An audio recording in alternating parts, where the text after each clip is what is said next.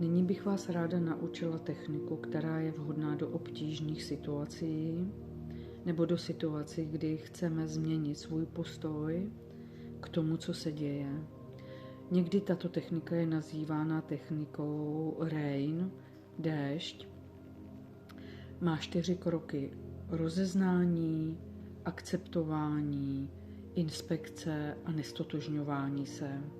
Smyslem meditačních HeartMath technik je nestotožňovat se s tím, co se děje, pracovat a transformovat své pocity.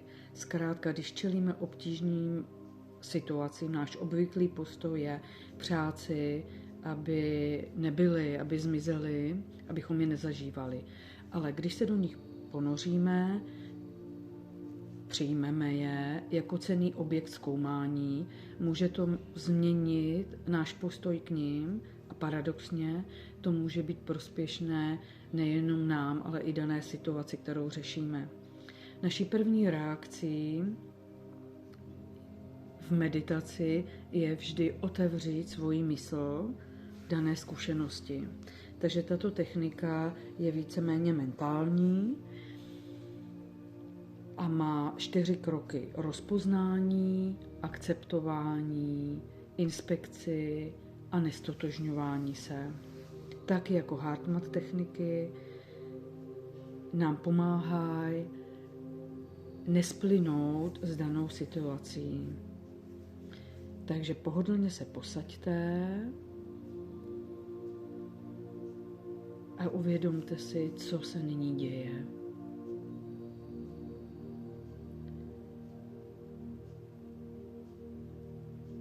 Pozornost, kterou teď věnujete sami sobě, vám umožní uvědomit si pocity a emoce už v raném stádiu.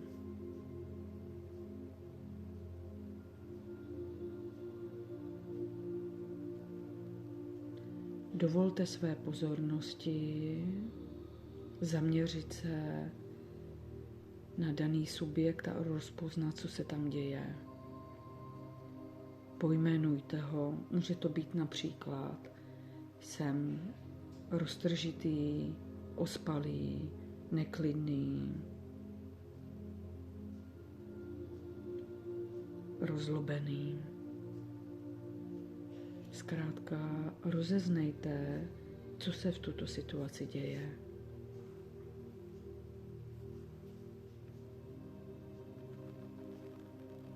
Jakmile jste tento pocit rozpoznali, dovolte mu,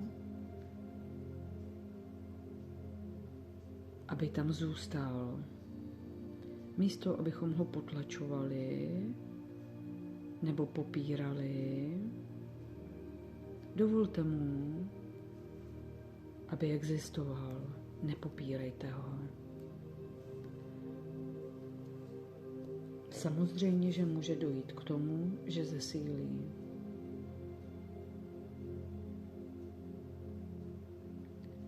Snažte se ho přivítat a být mu otevřený.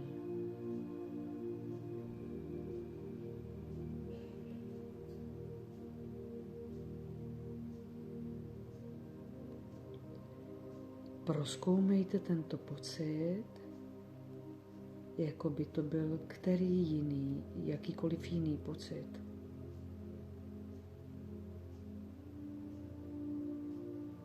Jako by to byla například zvídavost, laskavost, radost. A uvědomte si, jaký tento pocit je.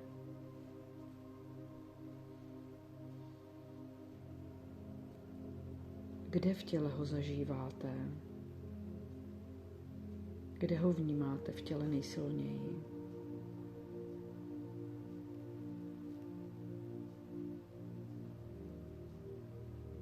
Jaké myšlenky nebo příběhy se k tomuto pocitu váží?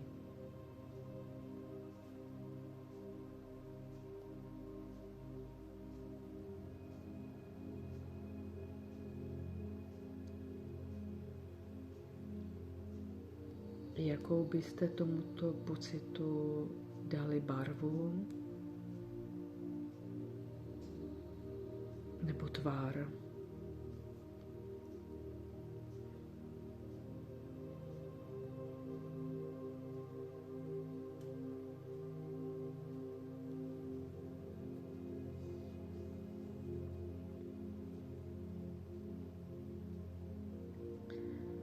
Buďte si vědomi toho, že je to pomíjivý stav, jako všechny ostatní,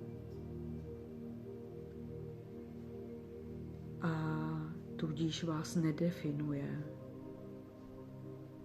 Znamená to, nejste jím.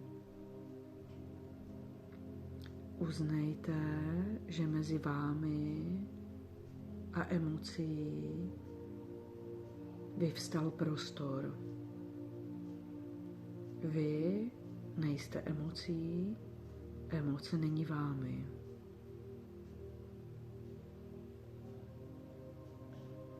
Tento odstup, tento prostor vám umožní, aby emoce vámi rychleji proplula, aby se vás nedržela a vy jste nedrželi ji. Může vám pomoci si říci: nejsem danou emocí, například nejsem neklid. Neklid je přítomen, nebo vnímám neklid, což je odlišná kvalita od toho jsem neklidný. Takže vy vnímáte tento pocit, ale nestotožňujete se s ním. Vytváříte prostor mezi emocí a vámi, mezi tím, kdo jste.